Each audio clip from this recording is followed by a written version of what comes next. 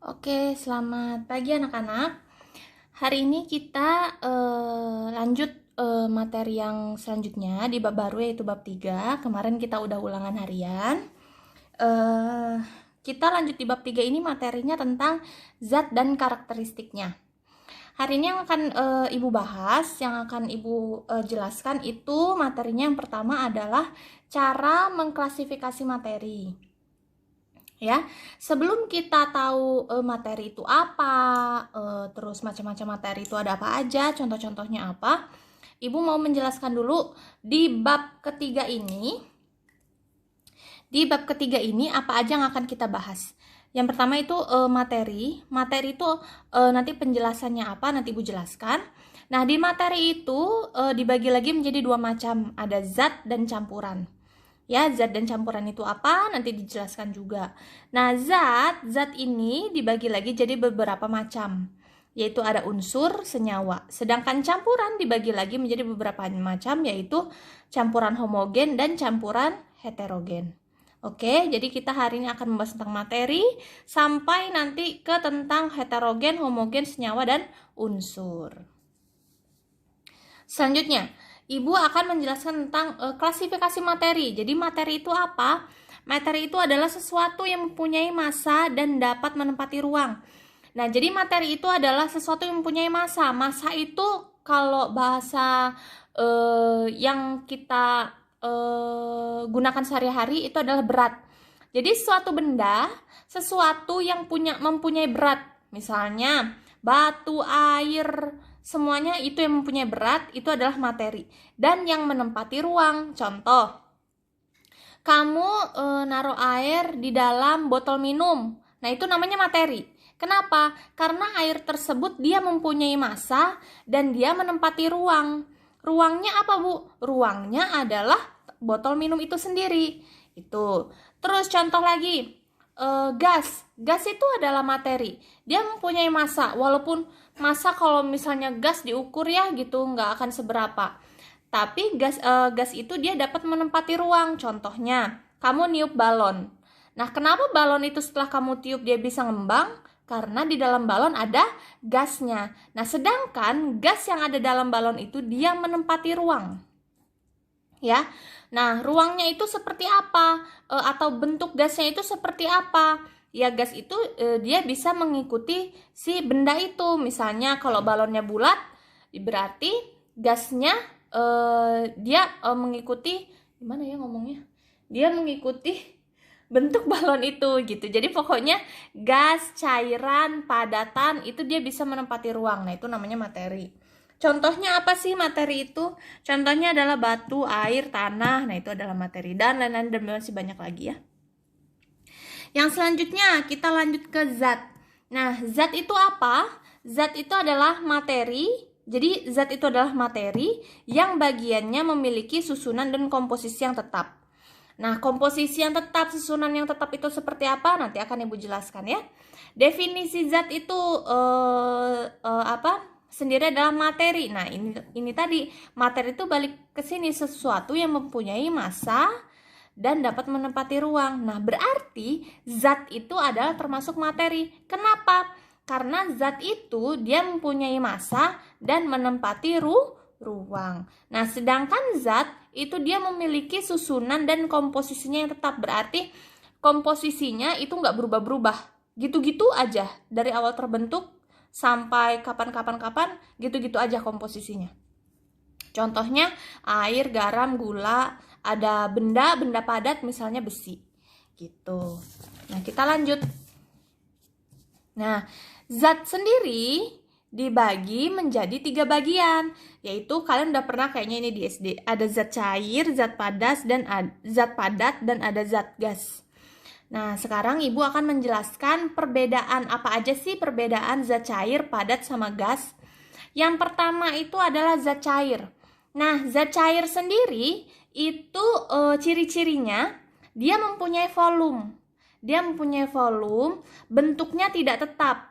Jarak antar partikel yang renggang dan partikel dapat bergerak bebas namun terbatas. Contoh, kamu punya air yang di dalam botol minum.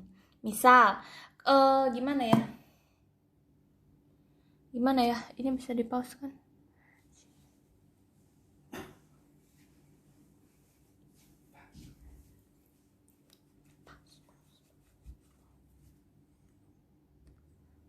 Oke, kita lanjut ya, tadi Ibu pause dulu. Mempunyai volume, bentuk tidak tetap, jarak antar partikel lenggang, partikel dapat bergerak bebas namun terbatas. Nih, ini contohnya Ibu punya minyak kutus-kutus namanya. Nah, minyak kutus-kutus ini dia bersifat zat cair. Nah, Ibu mau menunjukkan bahwa zat cair itu bentuknya tidak tetap, gini. Kalau kamu lihat, bentuknya dia bisa seperti ini, jadi gini.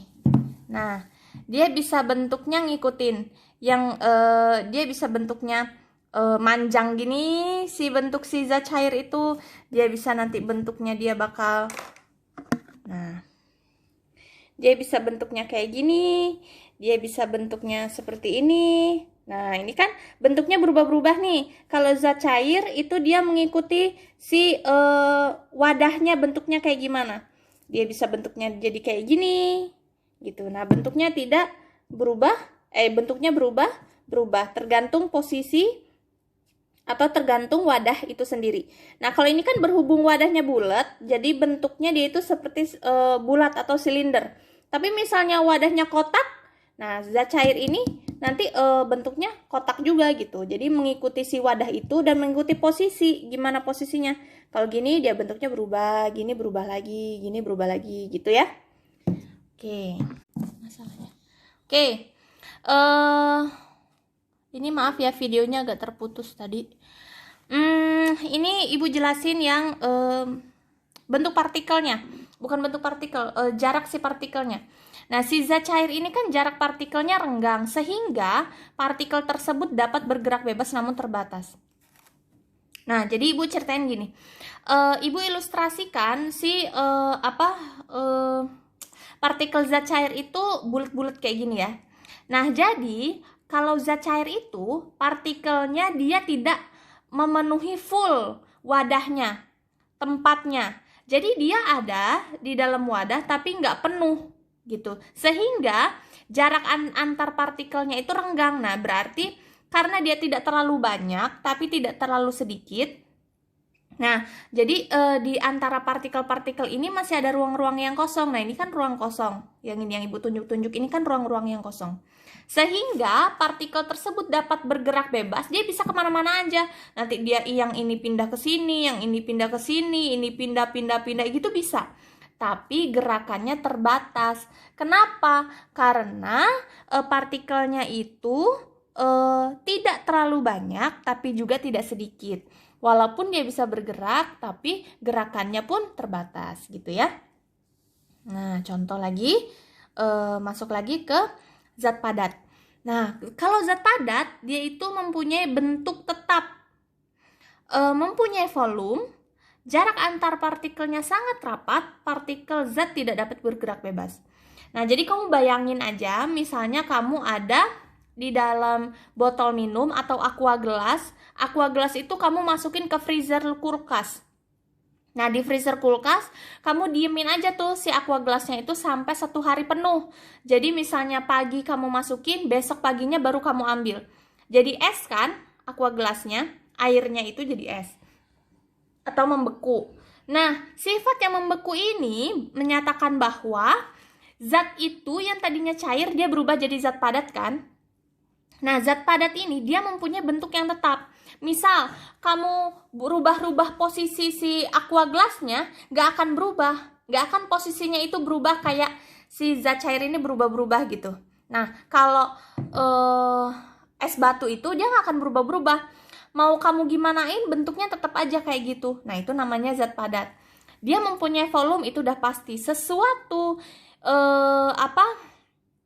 yang mempunyai bentuk yang tetap atau bentuknya bisa berubah tapi dia nyata, bentuknya itu kelihatan, itu dia punya volume. Nah, jarak antar partikelnya sangat rapat. Nah, ini Ibu ilustrasikan lagi. Ini misalnya partikelnya. Nih, partikel zat padat itu padat banget dia. nyaris gak ada ruang-ruang yang kosong, saking padatnya, sesek penuh gitu. Sehingga karena partikelnya itu sangat rapat, zat padat itu dia tidak dapat bergerak bebas. Jadi dia diem aja di situ, dia nggak bisa pindah kemana-mana kayak yang zat cair ini. Ya, paham ya? Oke, yang terakhir itu kita bahas tentang zat gas. Nah, gas ya, gas itu dia tidak mempunyai volume. Bentuknya tidak tetap, jarak antar partikelnya sangat-sangat renggang, partikel gas dapat bergerak bebas. Bentuk tidak tetap, ya. Kalau gas itu dia mengikuti wadahnya, bentuk si wadahnya. Kalau misalnya balon ya, Ibu ilustrasikan balon. Kalau balonnya bulat, ya gas nanti bentuknya juga dia akan bulat, ngikutin si bentuknya. Kalau balonnya lonjong, ngikutin juga lonjong, tergantung si bentuk benda itu sendiri. Makanya dikatakan bahwa gas itu mempunyai bentuk yang tidak tetap. Kenapa gas bentuknya tidak tetap? Karena partikel gasnya itu sangat sedikit. Jadi jarak antar partikelnya itu sangat renggang. Lihat nih, renggang banget kalau dibandingkan dengan yang zat cair. Kalau zat cair tadi termasuk renggang, tapi masih cukup banyak partikelnya. Sedangkan yang gas, dia itu partikelnya sedikit banget sedikit. Jadi jarak antar partikelnya itu sangat renggang sehingga partikel itu dapat bergerak bebas. Makanya gas itu sifatnya lebih bisa mengikuti wadahnya, dia lebih bisa mengikuti tempatnya. Makanya bentuknya si gas itu dia tidak tetap atau bisa berubah-berubah karena jumlah partikelnya itu sangat sedikit, jadi dia bisa bergerak bebas. Gitu ya. Itu materi tentang zat, macam-macam zat, ada zat padat, cair, gas. Mohon kalian pahami. Kalau ada yang tidak kalian pahami silakan kalian tanyakan ke Ibu. Untuk materi hari ini cukup sampai di sini. Kurang lebihnya Ibu mohon maaf. Terima kasih. Selamat pagi.